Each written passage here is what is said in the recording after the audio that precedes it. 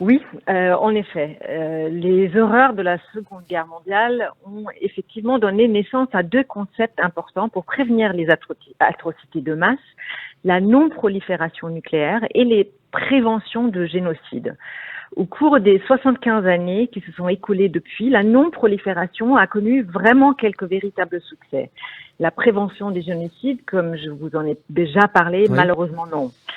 Mais aujourd'hui, l'ordre nucléaire mondial, créé dans le cadre du système d'après-guerre, est malheureusement aussi sur le point de devenir une victime collatérale de la guerre en Ukraine.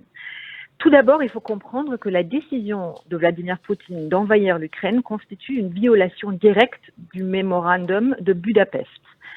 Alors, le mémorandum de Budapest, je vais vous l'expliquer, c'est à la fin de la guerre froide, l'Ukraine disposait du troisième plus grand arsenal nucléaire du monde. Et en 1994, l'Ukraine avait rendu à la Russie près de 2000 armes nucléaires héritées de l'éclatement de l'Union soviétique, en recevant en retour la garantie sous la forme du mémorandum de Budapest, également signé par le Royaume-Uni et les États-Unis, et que l'Ukraine ne serait pas attaquée et que son intégrité territoriale serait respectée. Alors aujourd'hui, on peut supposer que Kiev aimerait revenir sur cette décision compte tenu du comportement de la Russie et de tout ce que cela signifie aujourd'hui pour l'Ukraine. Et ces événements en Ukraine, Simone, ont des effets bien au-delà de l'Europe. Oui, en effet, ce qui se passe va bien au-delà de l'Europe, au-delà de l'Ukraine. D'autres pays tireront des leçons de la situation actuelle qui ne sont pas dans l'intérêt de l'Occident. Le message subliminal est: si vous avez des armes nucléaires, gardez-les. Si vous ne les avez pas encore, obtenez-les. Surtout si vous n'avez pas pour allié un défenseur puissant comme les États-Unis et si vous avez différent avec un grand pays qui pourrait vraisemblablement mener à la guerre. Et les indices inquiétants commencent à s'accumuler. Le Pentagone a récemment déclaré que Pékin, qui avait longtemps affirmé n'avoir besoin que d'une dissuasion minimale, s'apprête à construire un arsenal d'au moins 1000 armes nucléaires d'ici 2030. Le commandant du commandement stratégique des États-Unis, l'unité militaire qui maintient l'arsenal nucléaire prêt à être lancé, a déclaré le mois dernier qu'il craignait que Pékin ne tire des leçons de menaces de Moscou concernant l'Ukraine et ne les applique à Taïwan, qu'il considère de la même manière comme un État sécessionniste. Les Chinois observent de près la guerre en Ukraine et utiliseront probablement la coercition nucléaire à leur avantage lors des futurs conflits, a déclaré le commandant, l'amiral Charles A. Richards, au Congrès. L'objectif de Pékin, a-t-il ajouté, est de parvenir à la capacité militaire de réunifier Taïwan d'ici 2027, si ce n'est plus tôt. Et d'autres États en Asie et au Moyen-Orient suivent également ce mouvement. En effet, la Corée du Nord en premier, bien évidemment, construit des nouvelles armes. Du coup, la Corée du Sud discute à nouveau ouvertement de l'opportunité de construire une force nucléaire pour contrer le Nord. Ce qui rappelle les années 70, lorsque Washington avait forcé le Sud à renoncer à un programme secret d'armement.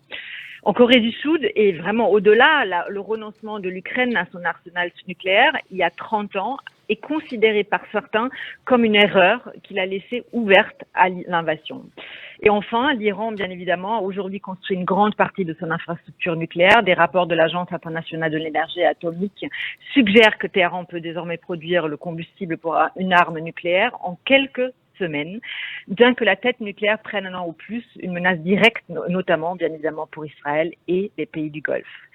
Alors, selon les experts, nous nous approchons donc à grands pas d'une deuxième ère nucléaire pleine de nouveaux dangers et d'incertitudes, moins prévisibles encore que pendant la guerre froide. Il me semble donc impératif pour les alliés de contrer clairement et fortement les efforts de pays comme l'Iran, d'envoyer des messages clairs à la Chine et surtout aussi, avant tout, soutenir l'Ukraine. Le message envoyé au monde entier aura des implications sérieuses, même si vous n'avez pas d'armes nucléaires, le monde occidental, les grandes puissances seront à vos côtés. Merci Simone Rodin-Benzaquet. Je rappelle que vous êtes la directrice Europe de l'American Jewish Committee. On peut réécouter votre chronique en podcast sur radioj.fr. Shabbat shalom à vous, Chag Sameach, et à vendredi prochain, Simone. Chag Sameach, Steve. Radio J, le grand journal, 14h-15h, Steve Nadjar.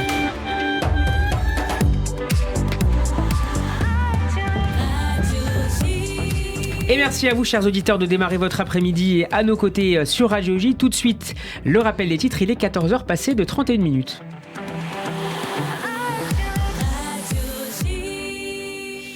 Un rappel des titres signé Alexandra Sénigou. Rebonjour Alexandra. Rebonjour Steve. À la une de l'actualité en Israël, la visite du chef de l'Agence internationale de l'énergie atomique à Jérusalem pour évoquer le dossier du nucléaire iranien. Naftali Bennett a souligné l'urgence pour la communauté internationale d'agir contre l'Iran et ce, par tous les moyens.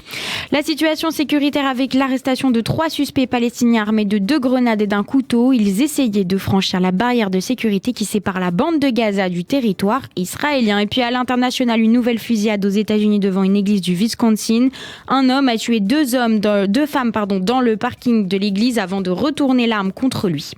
En France, le ministre de l'Intérieur Gérald Darmanin relève le niveau de sécurité des synagogues à l'approche de Shavuot. Une attention particulière est portée sur les véhicules stationnés à proximité des lieux de culte. Et puis un article du Washington Post révèle que les Russes auraient tué 9 employés de Tchernobyl et auraient volé du matériel. 135 millions de dollars d'équipements auraient été dérobés. Et puis on termine sur une note plus légère avec du tennis et un beau match. L'Espagnol Rafael Nadal affrontera à 14h45 l'Allemand Alexander Zverev en demi-finale à Roland-Garros. On va suivre ça de près, minute après minute, à partir de 14h45. Merci Alexandra, rendez-vous à 15h pour un nouveau journal. Radio J, 14h, 15h, le grand journal, Steve Nadjar. Le petit journal de la culture à présent. Bonjour Charlotte Ada. Bonjour Steve. Charlotte, vous nous parlez cet après-midi du Festival des cultures juives qui s'ouvrira dès la semaine prochaine. Et oui Steve, le Festival des cultures juives aura lieu à Paris du 12 au 27 juin prochain. C'est sa 17e édition et elle est organisée par le Fonds social juif unifié avec le soutien de la ville de Paris. On pourra assister à la fois à des concerts, des pièces de théâtre et des expositions, mais aussi à de nombreux autres événements organisés par l'association Yiddish sans frontières. Le festival s'ouvrira sur un concert de Renaud Capuçon et de Héloïse Bellacone qui rend hommage à Isaac Stern, un illustre violoniste juif polonais du XXe siècle. On écoute tout de suite une de ses reprises mythiques de Vivaldi aux côtés de l'Orchestre Philharmonique d'Israël. Formidable.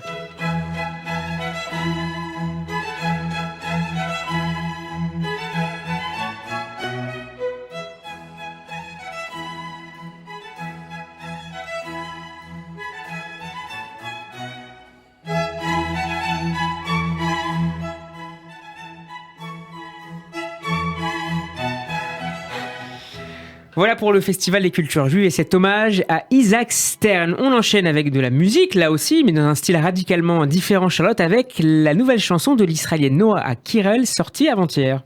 Et c'est un carton, Steve. Shlocha Banot, en français 3 filles, est sorti il y a à peine 48 heures et le clip a déjà 2 millions de vues sur YouTube. Waouh! Noa Kirel est une chanteuse, actrice et présentatrice télé israélienne de 21 ans. Elle a notamment fait un remix de l'hymne national israélien avec la star Omer Adam et elle a participé à de nombreuses émissions comme Israël a un incroyable talent. Dans Shlocha Banot, Noa Kirel chante aux côtés de Gittit Fischer, dite Toutit, une autre actrice israélienne. On reconnaît une esthétique disco très bling-bling et un style électropop. On l'écoute tout de suite. יש מסיבה בעיר הזאת ואין מצב שלא נצא קצת לבלות הקמנו חבורה כמו עוד 3 בנות אומרים 3 בנות אנחנו 2 וכמורה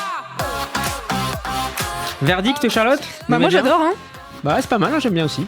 Noa Kirel, la dernière chanson qui s'intitule donc Shlocha Banot. Merci à vous, Shabbat Shalom, Steve. bonne fête Shabbat et Shalom. à mardi.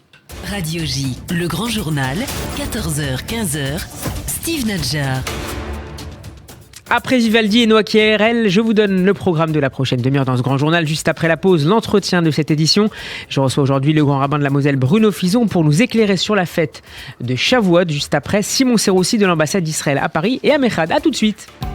Retrouvez cette émission sur radioj.fr et sur l'appli Radio J, disponible sur l'App Store et Google Play. Réveillez l'informé qui est en vous. Écoutez Radio J. Bonjour, je suis le docteur Serge Rafal. Je vous donne rendez-vous tous les matins à 6h40 sur Radio J dans la chronique Prévention, Santé et Bien-être au titre explicite « C'est bon pour la santé ».